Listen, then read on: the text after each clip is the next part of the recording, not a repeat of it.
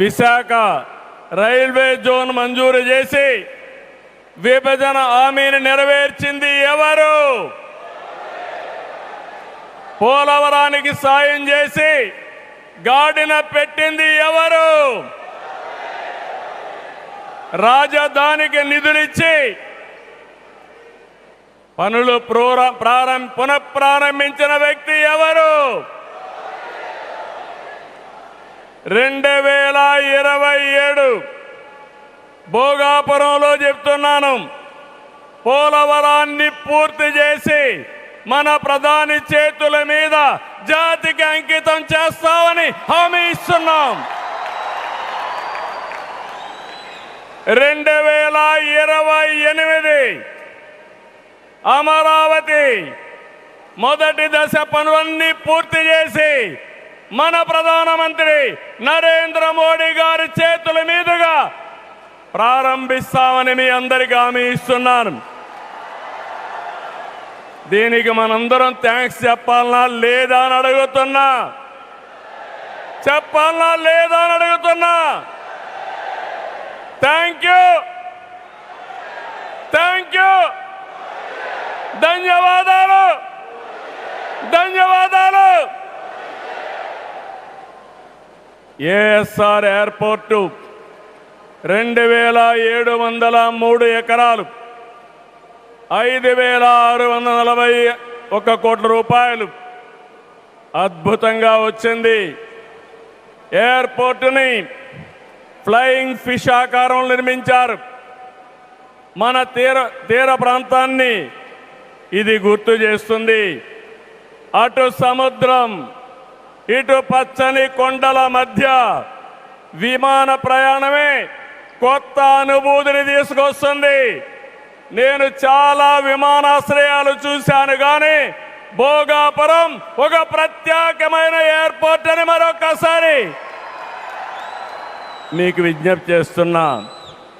ఎయిర్పోర్ట్లో అడుగడుగున తెలుగు కళలు, సంస్కృతి కనిపిస్తున్నాయి.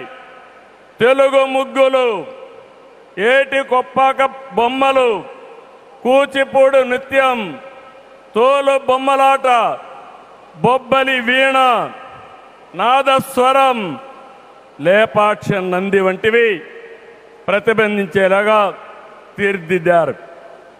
విశాఖ నుంచి భోగాపురాన్ని నిర్మించే బీచ్ కారిడారు ప్రకృతి అందాలతో మరింత ఆకర్షణ తెస్తుంది. గ్లోబల్ ఏరోస్పేస్ ఏవియేషన్ హబ్కి GMR Mansas aviation university, ASIP semiconductor ప్రాజెక్టుకు శంకుస్థాపన చేసుకున్నాం. జిఎంఆర్ విఎఫ్ స్కిల్ డెవలప్మెంట్ సెంటర్కి ప్రారంభించుకున్నాం. శంషాబాద్ ఎయిర్పోర్టుతో తెలంగాణ దశ దిశ మారింది. భోగాపురం ఎయిర్పోర్టుతో ఉత్తరాంధ్ర దశ దిశ మారుతుంది. 2015లో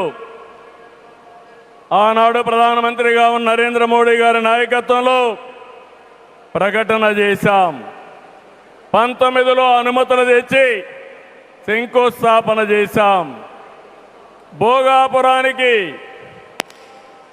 నాడు కొబ్బరికాయ కొట్టింది మనమే, నేడు గుమ్మడికాయ కట్టింది మనమే. గుర్తుపెట్టుకోమని కోరుతున్నాను. ఈ 2 ఏళ్లలో ప్రధానమంత్రి గారి సహకారంతో ఉత్తరాంధ్రలో 189 ప్రాజెక్టులకు సంబంధించి 6,13,00,000 పెట్టుబడులు. ఇవి పూర్తయితే 5,57,000 మందికి ఉద్యోగాలు వస్తాయని మీ అందరికీ విజ్ఞప్తి చేస్తున్నా.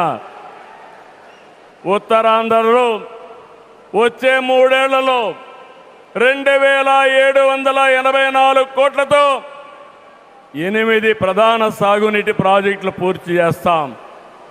ఇది కాకుండా 65 సంవత్సరాలుగా పెండింగ్ ఉన్న నేరేడు బ్యారేజీని కేంద్రం క్లియర్ చేశారు. దశాబ్దాల కలని నిజం చేస్తాం.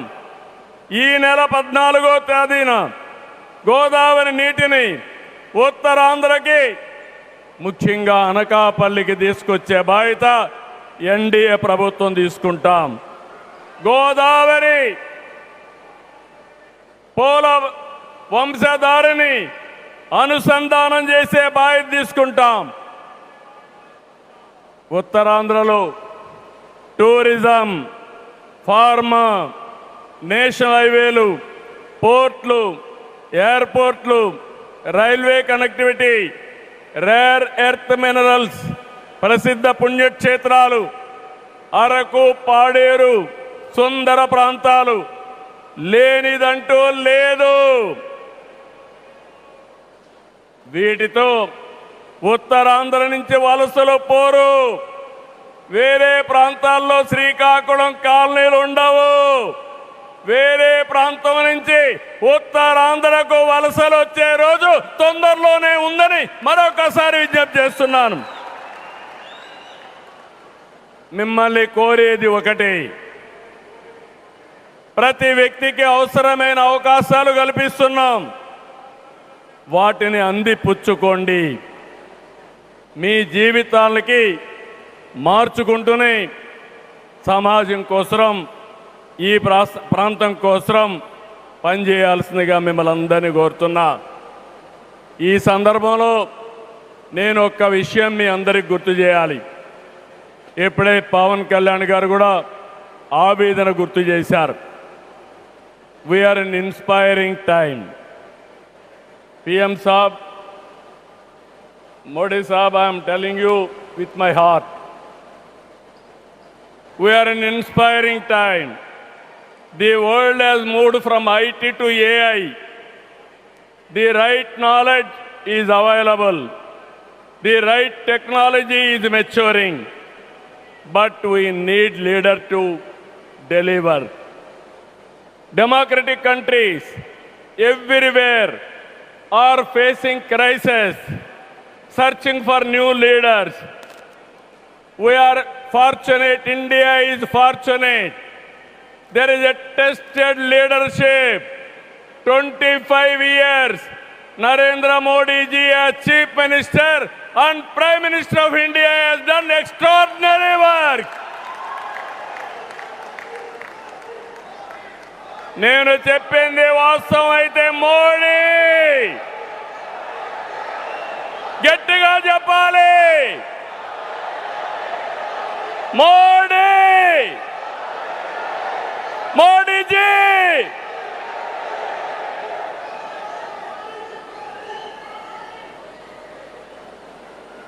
is the only one leader in the democratic world with the knowledge, the technology and the ability to carry 144 crore people and make this nation forward.